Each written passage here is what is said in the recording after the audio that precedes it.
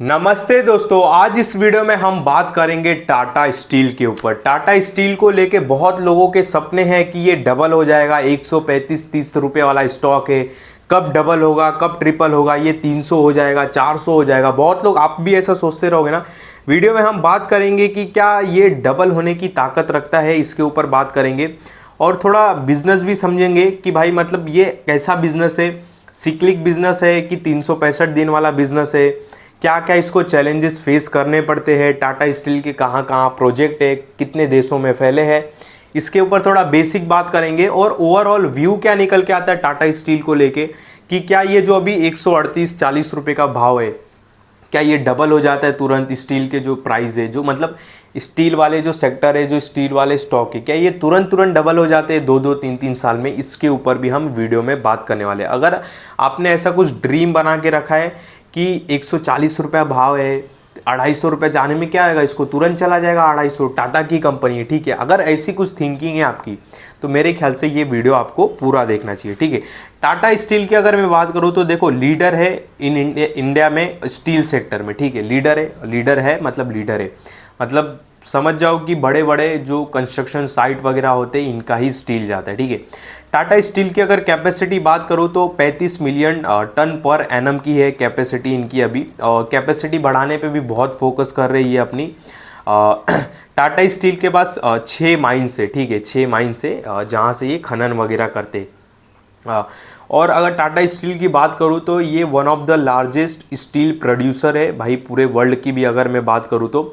और इनके ऑपरेशंस कहाँ कहाँ पे होते हैं, मतलब कंपनी का अगर मैं मैन्युफैक्चरिंग ऑपरेशन मतलब मैन्युफैक्चरिंग प्लांट बताऊँ कहाँ कहाँ पे, India, UK, Netherlands, Thailand, Singapore, France, Germany, Belgaum और स्वीडन, टर्की, इन सारे बहुत सारे कंट्री में ये मैन्युफैक्चरिंग करते हैं। अब मैं ये सारी बातें आपको क्यों बता रहा हूँ, क्योंकि इससे आपको कंपनी की बेसिक डिटेल पता चलती है और इससे आप समझ सकते हो कि कंपनी की ताकत कितनी है, ठीक है। और इनकी अगर प्रेजेंस की बात करूँ कि ग्लोबली कितने कंट्री में फैले हुए, तो 100 कंट्री में ये फैले हुए, ठीक है। इतनी इनकी ताकत है।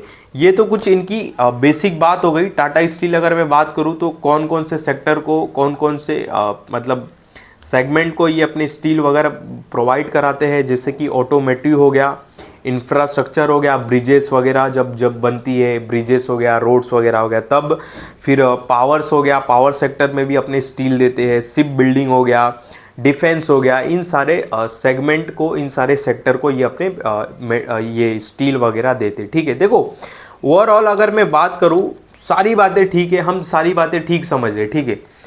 लार्जेस्ट मतलब ग्लोबली काफ़ी फैले हुए हैं, बिजनेस काफ़ी मतलब तगड़ा है, ठीक है, सब सब सब ठीक है, मैं इतनी बात मानता हूँ, ठीक है, कोई दिक्कत वाली बात नहीं है। फंडामेंटली देखें तो टाटा स्टील में ये काफ़ी फंडामेंटल अच्छा है। पर सबसे नेगेटिव बात क्या आता है स्टील के लिए, ठीक है। नेगेटिव बात ये आता है कि ये चलता है इकोनॉमी के ग्रोथ पे। जी हाँ, अगर मतलब मैं आपको ऐसा बोलूँगा कि सब चलेंगे जब, मतलब सब जब चलेंगे तो आखिरी में इसका नंबर रहेगा चलने का, आप ऐसा समझ लो।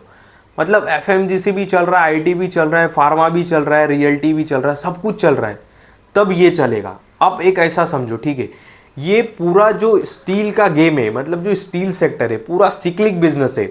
अब मैं आपको बताऊं, इसका बैलेंस शीट उठाना टाटा स्टील का, आपको बहुत लॉस देखने के लिए मिलेगा, ठीक है।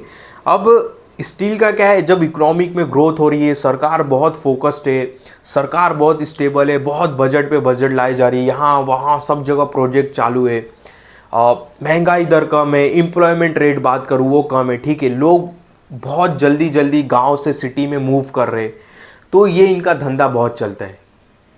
तो ये पूरा एक सिक्लिक बिजनेस है, मतलब जब तेजी रहती ना एक इकोनॉमिक में, लगता है हाँ भाई तेजी है, कुछ हो रहा है इंडिया में, तब ये भागते हैं। और रीज़न यही है, और ये सारी चीज़ें तुरंत होती नहीं, आपको भी पता है, मतलब ये सारी चीज़ें तो तुरंत होती नहीं है और हमेशा होती नहीं है। कभी कभी कोई साल होता है जिस पे सरकार बहुत फोकस रहता है, ठीक है। तो यही रीज़न है कि आप इसका चार्ट पैटर्न उठा के देखो, 2007 का जो हाई है इसने 2014 की, मुझे इतना नहीं याद, मतलब 2007 का हाई इसने 2020 की 18 में तोड़ा। कितने, 2007 का हाई, मैं क्या बोल रहा हूँ ध्यान से समझना, अपना हाई तोड़ने में इसको अराउंड 10 साल से ऊपर लग गए। हिंडल को जाके उठा के देख लो, 2011 2010 11 बोल रहा हूँ, 19-20 से वही रेट पे, ठीक है। हिंडाल्को भी सेम उसी। तो स्टील का बिजनेस इसी तरह है। अगर आपके दिमाग में ऐसा है ये तो 138 का भाव है, 200 होने में क्या आएगा, नहीं भाई। 200 मतलब आप समझ रहे हो, 200 मतलब कितना, मतलब 200 मतलब इसका आप ऐसा समझो कि मार्केट कैप एक्सेप्ट मतलब उम्मीद रख रहे हो 2.5 लाख करोड़ पहुंच जाए, पॉसिबल नहीं है भाई, ठीक है। सिक्लिक बिजनेस है ये। बिजनेस ऐसा होता है स्टील का कि बहुत सारे क्वार्टर लॉस में रहते हैं और जो क्वार्टर में प्रॉफिट रहता है उन्हीं प्रॉफिट से बाकी के क्वार्टर चलाने पड़ते हैं। और ये जो मैं नेगेटिव सारे पॉइंट बता रहा हूँ, ठीक है, इकोनॉमी का चलना, फिर फटाफट लोग मतलब गांव से सिटी में आना चाहिए। अगर मैं बताऊं, टाटा स्टील ने मतलब अपने पीडीएफ में ये लिखा है कि हमारी ग्रोथ कैसे होगी, ठीक है। उन्होंने एक मतलब 2-3 रीज़न दिए, मैं एक रीज़न उसमें से बताता हूँ। एक रीज़न उन्होंने ये भी दिया है कि 36% ऑफ पॉपुलेशन इंडिया अभी सिटी में रहती है और वो उम्मीद कर रहे हैं कि 2030 तक 50% की पॉपुलेशन सिटी में आ जाएगी, ठीक है। अब पॉपुलेशन सिटी में आएगी तो मतलब इंफ्रास्ट्रक्चर डेवलप होगा और इनका बिजनेस चलेगा।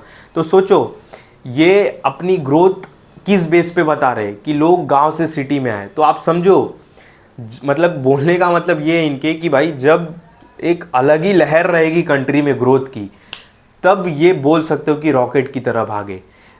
पर जनरली देखा गया है ऐसा नहीं होता है, ठीक है।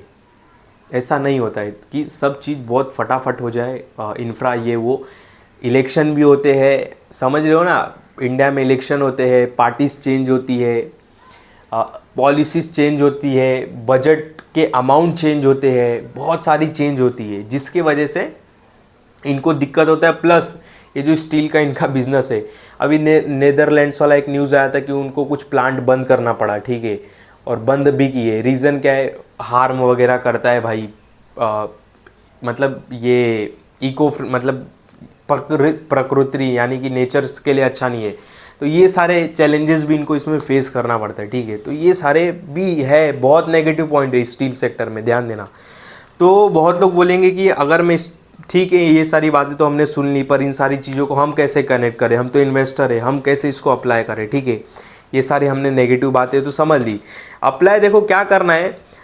पहली बात मैं आपको बता देता हूँ, जो भी इन्वेस्टमेंट का एक डिसीजन रहता हो तो आपका खुद ही का है, ठीक है। पर अगर आप एक इन्वेस्टर हो या आप सोच रहे हो, ठीक है, तो आप 2-3 पॉइंट याद रखना दिमाग में बस। पहली बात, डबल ट्रिपल होने का तो मन में लालच मत रखना, क्लियर कट बोल रहा हूँ।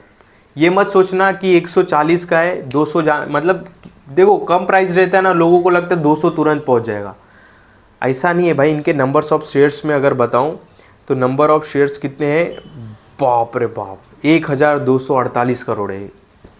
हाथ जोड़ता हूँ भाई, कभी उम्मीद मत रखना, ठीक है। तो उम्मीद बिल्कुल हटा देना मन से कि एक साल में ये डबल हो जाएगा, एक साल में ट्रिपल हो जाएगा, या 2-3 साल में ये 5 हो जाएगा, 5 गुना 6 गुना, बिल्कुल नहीं। ये उम्मीद पहले नहीं रखना आपको, ठीक है। सेकंड क्या करना है, सेकंड ये करना है आपको, देखना है भाई इंडिया का जीडीपी नंबर, ये सारी चीज़ें देखनी पड़ेगी। लोगों को बोर लगेगी पर देखनी तो पड़ेगी, ठीक है।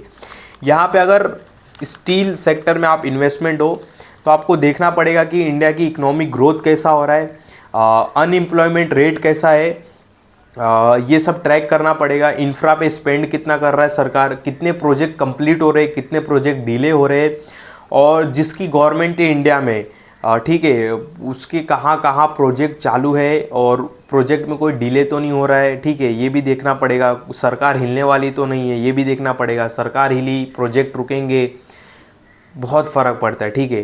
तो इंफ्रा स्पेंड कितना हो रहा है वो देखना पड़ेगा, अनएम्प्लॉयमेंट रेट वो देखना पड़ेगा, जीडीपी नंबर देखना पड़ेगा, और सबसे मेन बात कैपिटा पर इनकम, ये भी देखना पड़ेगा कि इंडिया की कैपिटा पर इनकम कैसे बढ़ती। कैपिटा पर इनकम क्या होता है, जैसे मान लो कि पूरे इंडिया में 100 लोग हैं, ठीक है, एग्जाम्पल के लिए बता देता हूँ, ये भी पूरे इंडिया में जैसे 100 लोग हैं, तो उसमें से एवरेज अगर हम कमाई निकाले लोगों की मान लो कोई 50 कमा रहा है, कोई 60 कमा रहा है, 100 लोगों में से कोई 30 कमा रहा है, कोई 40 कमा रहा है, तो एवरेज एक निकाले, मान लो 20 रुपीज़ निकलता है, तो इंडिया का पर कैपिटा इनकम 20 रुपीज़ हुआ, तो वो बढ़ना चाहिए। अभी इंडिया का पर कैपिटा इनकम कितना है, $2300 के आसपास, ठीक है। वो डॉलर में मैं आपको जैसे मान लो मैं आपको बता देता हूँ ये भी 2300 ही मैं पकड़ता हूँ, 86 के से करता हूँ। मतलब इंडिया का एवरेज आदमी अभी 2 लाख रुपया कमाता है। पर बहुत बोलेंगे कमाता है क्या, नहीं, मतलब ये कैपिटा पर इनकम एक मतलब अंदाज़ा लगाने के लिए कि कैसे लोग इनकम कमा रहे हैं और खर्चा कर रहे हैं, ठीक है। तो इंडिया का अगर कैपिटा पर इनकम देखो बहुत अच्छा है। अब 2 लाख एवरेज कमा रहे तो इसका मतलब नहीं हर कोई कमा रहा है, उसमें से कोई 500 रुपया दिन का कमाता है, कोई 100 रुपया भी कमाता है, पर एक एवरेज नंबर है, ठीक है, एक एवरेज नंबर है। तो इंडिया का भी कैपिटा पर इनकम कितना है, $2300 के आसपास, जो कि काफ़ी अच्छा नंबर है। और जनरली ये माना गया है कि जब भी किसी कंट्री की कैपिटा पर इनकम $2000 के ऊपर हो जाती है, उसको ग्रोथ होने से कोई नहीं रोक सकता, ये एक माना भी गया, ठीक है। तो इसको भी थोड़ा ध्यान देना। तो इंडिया की कैपिटा पर इनकम कितनी होनी चाहिए 2030 तक, $4000 के आसपास, ठीक है। तो ध्यान देना, ये सारे चीज़ आपको ट्रैक करने ही पड़ेंगे। आप इस कंपनी से रिलेटेड किसी के भरोसे पे ना रहिए। कोई अगर आपको ड्रीम दे रहा है, सपने दे रहा है कि ये तुरंत 300 हो जाएगा और 400, तो मेरे ख्याल से बहुत गलत सपने में आप हो। अपनी स्टडी वापस करिए। ये ऐसा सेक्टर नहीं है जैसा सेक्टर आप समझ रहे हो, ठीक है। अगर आपके मन में बहुत लालच है इस कंपनी को लेके, तो ये वैसा सेक्टर नहीं है। और रीज़न यही है कि डिविडेंड भी पे करता है 2.5-3%, ताकि इन्वेस्टर खुश रहे, ताकि इन्वेस्टर इस कंपनी को छोड़ के ना जाए, ठीक है। रीज़न भी ये है कि ये 3% के आसपास का डिविडेंड भी देता है, ठीक है। रीज़न क्या है, वही कि इन्वेस्टर रुके रहे, चिपके रहे, इसके साथ जाए नहीं, क्योंकि उनको भी पता है ये एक ग्रोथ वाला स्टॉक नहीं भाई।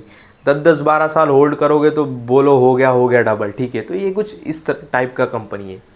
बाकी इस कंपनी से रिलेटेड कुछ भी पूछना हो पूछ सकते हो, कोई दिक्कत वाली बात नहीं। बाकी इस वीडियो में आपको कोई भी बाय सेल का कॉल नहीं है, ध्यान देना। जो भी बातें बताई केवल समझाने के लिए बताई। बाकी मेरे किसी भी वीडियो में कभी भी बाय सेल का कॉल नहीं रहता, इस बात का आप बहुत बहुत ध्यान देना।